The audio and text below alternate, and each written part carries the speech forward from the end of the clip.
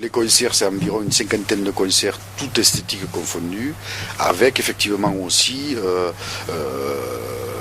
un panel allant de l'artiste confirmé à l'artiste émergent, voire à l'artiste amateur aussi.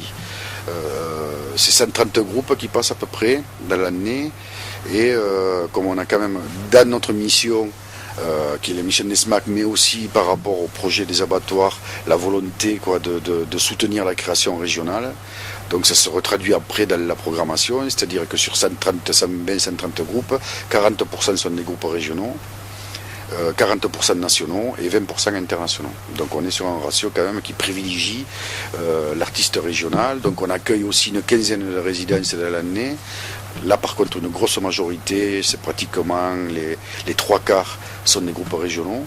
Et c'est souvent en même temps que la sortie de leur premier album. Là par exemple en janvier on vient de faire LZ, qui a fait donc une résidence d'une semaine pour caler ce spectacle. Et ils ont sorti leur album fin janvier. Au mois de mai on fait Mégalo, qui est aussi un groupe local.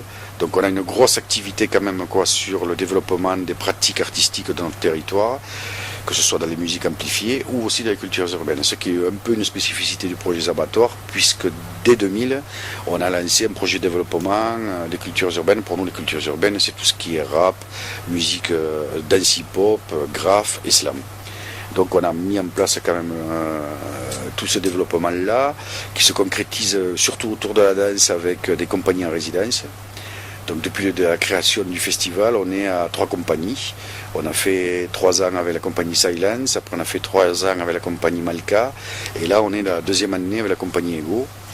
Donc par-delà les ateliers de perfectionnement, on fait se rencontrer là une quinzaine de danseurs amateurs d'un bon niveau avec des professionnels. Donc ça crée un spectacle qui après est diffusé sur le territoire de l'agglo. Donc on a une action significative là-dessus, et on arrive même à professionnaliser. On a 2 danseurs qui sont partis de la pratique amateur et qui ont été après professionnels dans des compagnies. Ça c'est notre versant aussi de l'activité des abattoirs, où on œuvre beaucoup de l'insertion professionnelle.